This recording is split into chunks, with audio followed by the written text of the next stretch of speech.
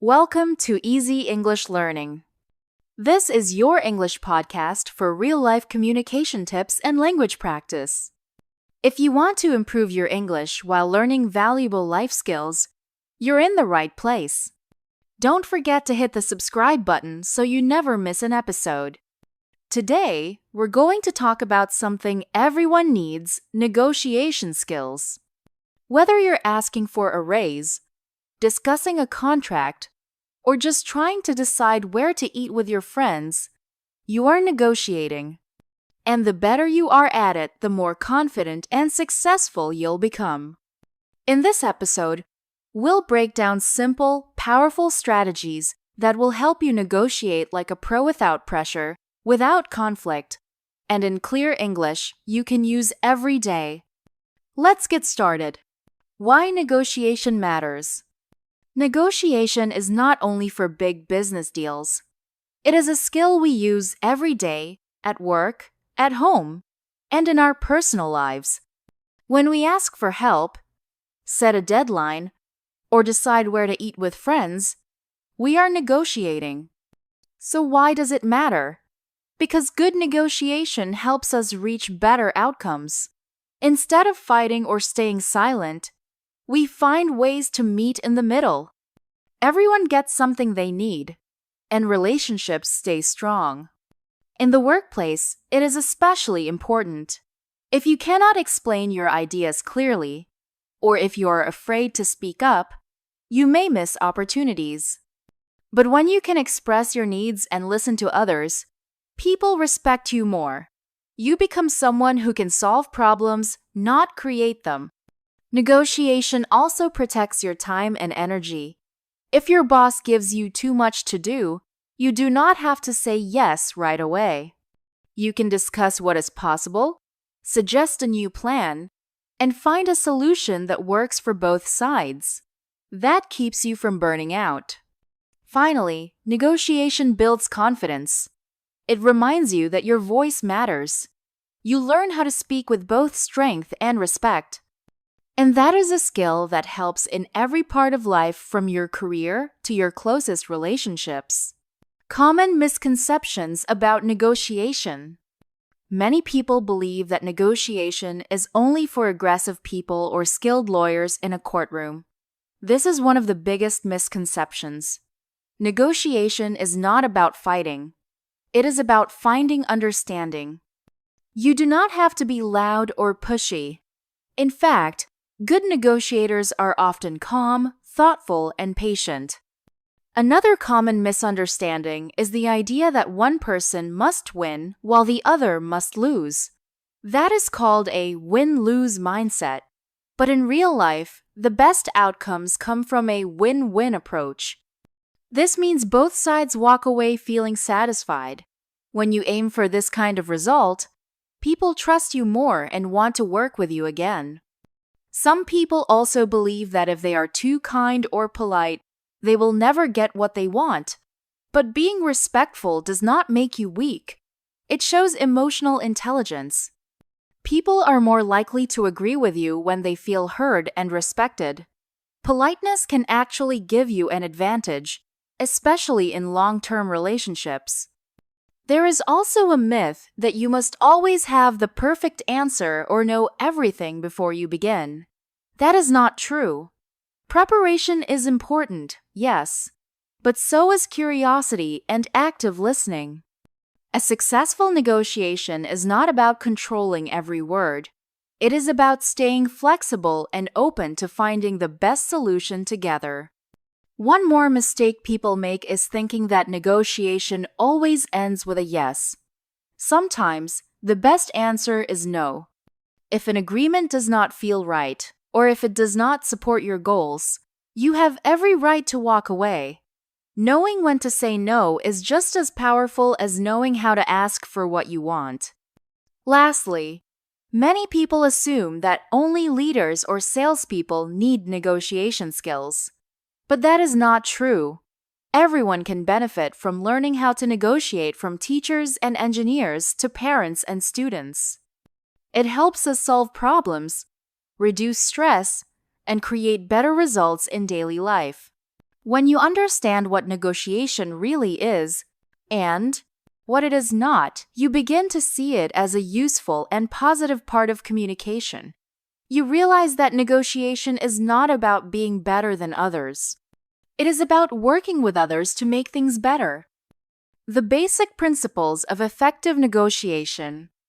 Before we dive into the first principle, let us take a moment to understand what makes a negotiation truly effective. At its core, negotiation is not about winning or losing. It is about finding an agreement that works for everyone involved. And while every negotiation may be different, there are a few basic principles that consistently lead to better outcomes. These principles are not just theories, they are practical strategies that can be applied in real conversations, whether in business, at work, or even in daily life. Let us begin with the first principle. 1. Preparation before negotiation. Information is power. One of the most important foundations of successful negotiation is preparation. It is often said that information is power, and nowhere is that more true than in the negotiation room. Going into a negotiation without proper preparation is like going into battle without a plan. You may survive, but you will not win. The first step in preparing is to understand the full context of the negotiation. What are you negotiating about? Is it a salary, a business deal, a project deadline, or a partnership agreement? You must define the subject clearly and understand all the elements involved. Vague preparation leads to vague outcomes. Next, you must know your position. What do you want to achieve? What are your needs, priorities, and limits? It is important to write these down and rank them. You should know what your ideal outcome is, what you can accept, and what you absolutely cannot agree to. This is called knowing your BATNA, your best alternative to a negotiated agreement. If the negotiation fails, what will you do instead? Knowing your BATNA gives you confidence and protects you from agreeing to a bad deal. After that, you need to research the other party. Who are they? What do they value? What pressures or goals might they have? Are they in a strong or weak position? The more you know about their background, interests, and possible strategies, the better prepared you will be. This does not mean you should assume their intentions, but you should go in with a realistic idea of what they might want and need. Another part of preparation is anticipating questions and objections. What might they ask you? Where might they push back? Prepare honest and strategic answers. This shows professionalism and helps the conversation flow more smoothly. Also, prepare your mindset. A calm, focused, and respectful attitude is more persuasive than aggressive behavior. You are not going into a fight. You are going into a conversation to find agreement. Rehearse if needed. Imagine possible scenarios. This mental preparation is often overlooked but extremely helpful. In summary, the more prepared you are, the more confident and effective you will be. Information really is power, and when you use it wisely, you will find yourself negotiating from a position of strength rather than uncertainty. 2. Listen more than you speak. The power of deep listening. One of the most underestimated skills in negotiation is the ability to truly listen. Many people enter a negotiation focused only on what they want to say, how they will present their case, or how they will respond to arguments. But effective negotiation is not just about speaking, it is about listening with intention and depth. Deep listening means paying close attention not just to the words the other person says, but also to their tone, their body language, and the emotions behind their statements. It means resisting the urge to interrupt, correct, or immediately respond. When you listen deeply, you show respect, build trust, and often learn things that give you valuable insight into the other person's priorities and motivations. Why is this so powerful? because people are more likely to cooperate when they feel heard. When someone feels that you truly understand them, they are more open to understanding you in return. This opens the door for more honest dialogue and flexible solutions. On the other hand, if you dominate the conversation and ignore their concerns, they may become defensive, resistant, or unwilling to compromise. Deep listening also helps you identify hidden interests. Sometimes, what people ask for on the surface is not their true goal. For example, a colleague may ask for more time on a project, but what they really need is support or clarity. If you only respond to the surface request, you might miss the opportunity to solve the real issue. But by listening carefully, you can ask the right follow-up questions and uncover what really matters. To practice deep listening, try using silence as a tool.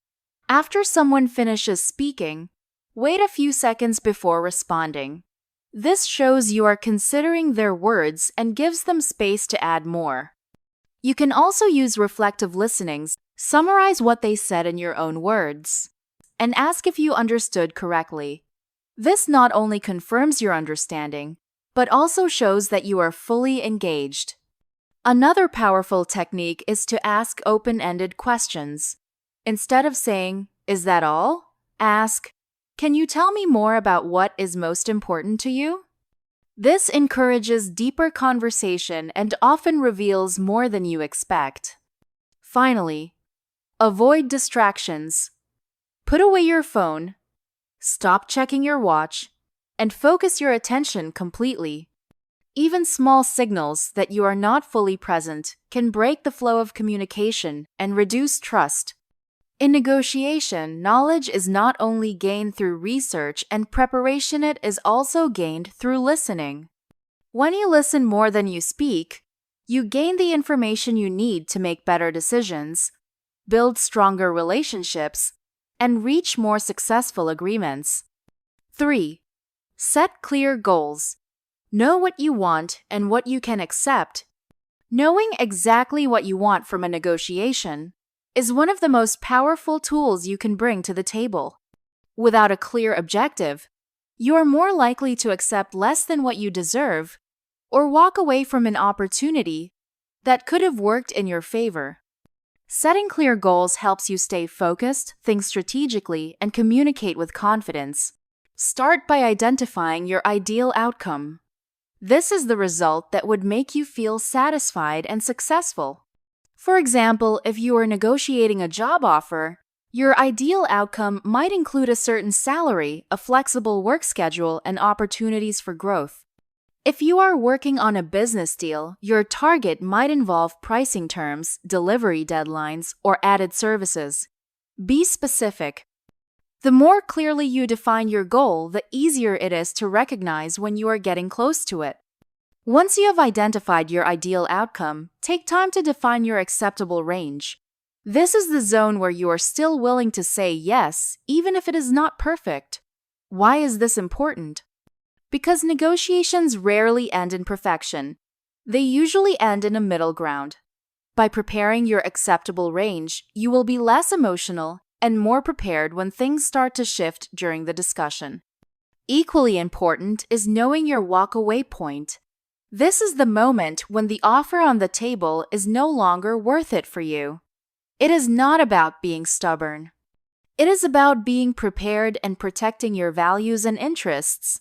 If you do not know your limit, it is easy to get caught up in the pressure of the moment and agree to something that hurts you in the long run. Another tip is to prioritize your goals. Not all parts of your negotiation are equal. Some may matter more than others. For instance, in a partnership deal, you might care more about the timeline than the exact budget. In a client discussion, you might prioritize long-term relationship over one-time profit. When you know what matters most, you can be flexible on the less important parts and firm on the things that count. Also, be sure to consider the other party's possible goals. This does not mean you have to agree with them. But if you can guess what they truly want, you will be in a better position to suggest options that help both sides win. Negotiation is not just about claiming value. It is also about creating value through smart planning and mutual understanding. In short, setting clear goals means doing your homework before the conversation even begins. It means being honest with yourself about what success looks like, what you are willing to accept, and when you need to walk away. It helps you stay calm, focused, and in control no matter how the negotiation unfolds. 4. Think win-win. Find common ground, not conflicts. The most successful negotiations are not battles, they are partnerships. When both sides feel heard, respected, and satisfied, the agreement becomes stronger, more sustainable, and more productive. That is the heart of the win-win mindset. Instead of trying to defeat the other person, you work together to find solutions that benefit both sides. This approach begins with a shift in attitude. Many people enter negotiations thinking it is a competition. They believe they must win, and the other side must lose. But this zero-sum thinking limits creativity and builds unnecessary tension. A win-win mindset says there is enough value for both parties. The goal is not to take everything, but to create something better together. One way to do this is to ask open-ended questions. Instead of making demands, try asking things like, "What is most important to you in this agreement?" Or, "What would make this deal feel fair to you?" Questions like these invite the other person to share their priorities and concerns. That information gives you more tools to build a better offer. Another technique is to offer multiple options. If you present just one proposal, it can feel like an ultimatum.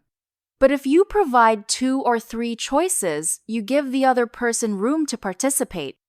They feel more in control and more willing to engage. You can even say, "Here are a few ideas I have, let me know which feels closer to what you are looking for." This shows flexibility and respect. It is also important to separate the people from the problem. In difficult negotiations, it is easy to get emotional or take things personally. But focusing on the issue instead of the individual helps you stay calm and objective. Even if the other side is frustrated or demanding, you can lead the conversation with professionalism and empathy. Do not forget the power of shared goals. If both parties can agree on a common, bigger purpose, the negotiation becomes a team effort.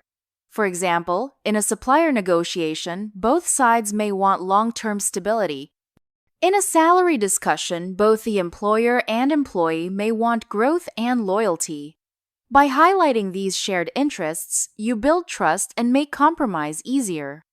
Finally, celebrate progress.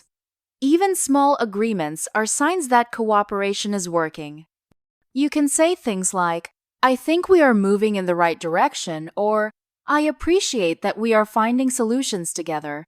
This creates a positive tone and keeps the conversation constructive. A win-win negotiation is not about being soft or giving in. It is about being smart. It means building value through understanding, respect, and collaboration. It means walking away with more than you expected because you work together, not against each other. Negotiation techniques in different situations. Negotiation happens in many areas of life, not just in business deals or formal meetings. The following are examples of common situations where negotiation plays a key role. In each one, the approach may be slightly different, but the core principles remain the same: preparation, clear communication, and mutual respect. 1. Salary negotiation.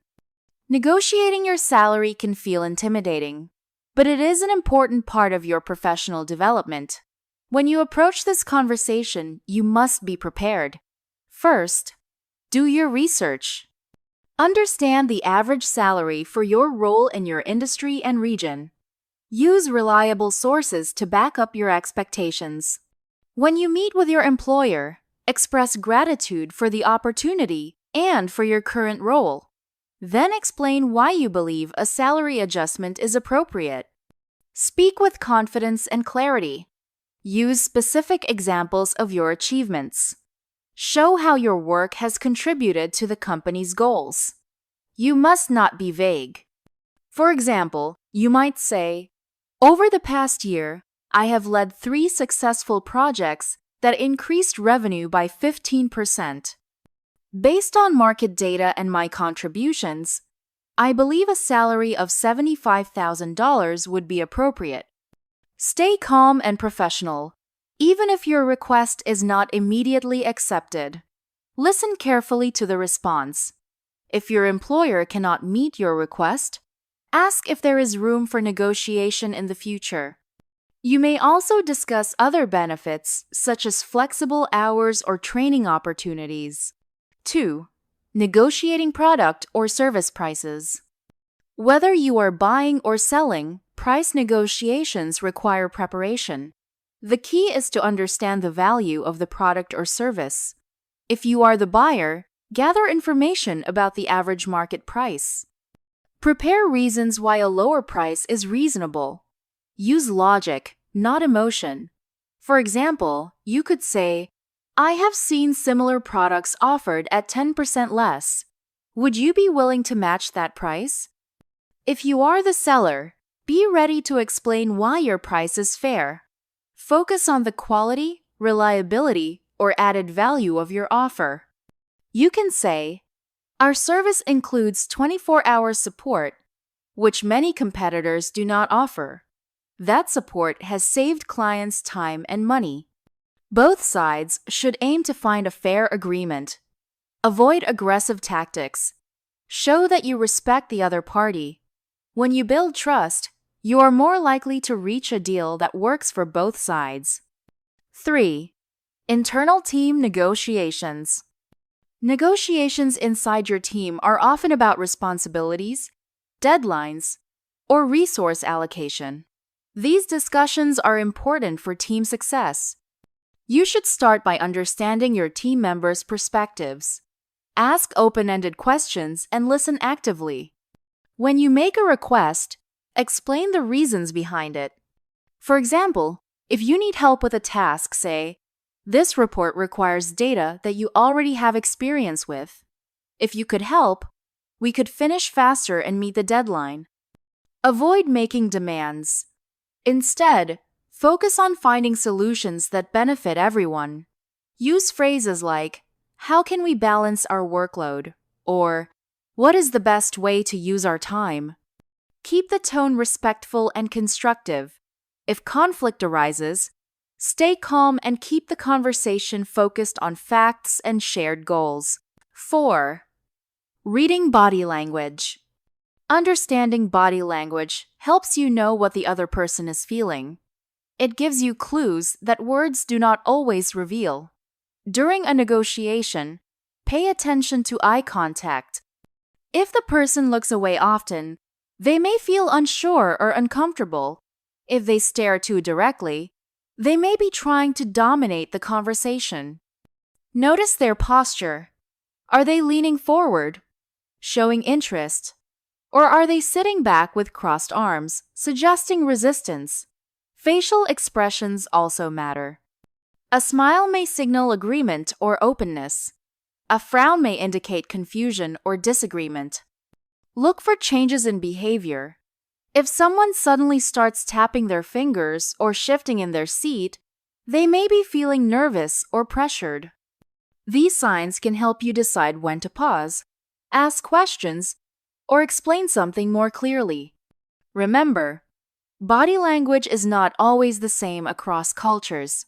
Be careful not to assume too much. Combine what you see with what you hear to understand the full message. 5.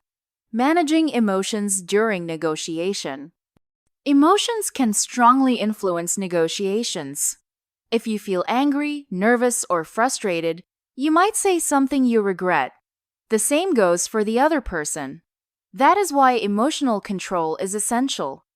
Before the negotiation, take a few deep breaths. Remind yourself of your goals. During the conversation, if emotions rise, pause before responding. You can say, "Let me take a moment to think about that," or I would like to understand your view better before I answer. Use calm language. Avoid blaming or accusing. Instead of saying, "You are being unfair," try, "I see things differently. May I explain?" This keeps the tone respectful. If the other person becomes emotional, do not react immediately. Stay calm and listen. Sometimes people just want to feel heard. A simple, "I understand this is important to you," can reduce tension. After the negotiation, reflect on how you handled your emotions. What worked well? What could you improve? Emotional control is a skill you can strengthen with practice. Conclusion and final thoughts. Negotiation is not just about speaking well. It is about understanding people. At its core, good negotiation is built on empathy, clarity, and patience. You do not need to be the loudest voice in the room. You need to be the one who listens, observes, and responds with intention. Many people believe that negotiation is a skill reserved for salespeople, managers, or executives. But in reality, we all negotiate every day. Whether you are discussing your workload with your boss, planning dinner with your partner, or trying to convince your child to do homework, these are all negotiations. The more you practice, the better you become. Try using small techniques in daily life. Ask open-ended questions. Practice active listening. Observe body language. Stay calm and focused. Little by little, you will start to feel more confident in your ability to reach agreements and handle tough conversations. Remember, effective negotiation is not about winning or losing. It is about finding common ground and creating value for everyone involved. It is a skill that grows with experience and reflection. Thank you so much for listening. If you enjoyed this episode and found it useful, please subscribe to Easy English Learning so you will not miss the next one. We will continue to explore real-life English through practical conversations and powerful communication techniques. See you next time!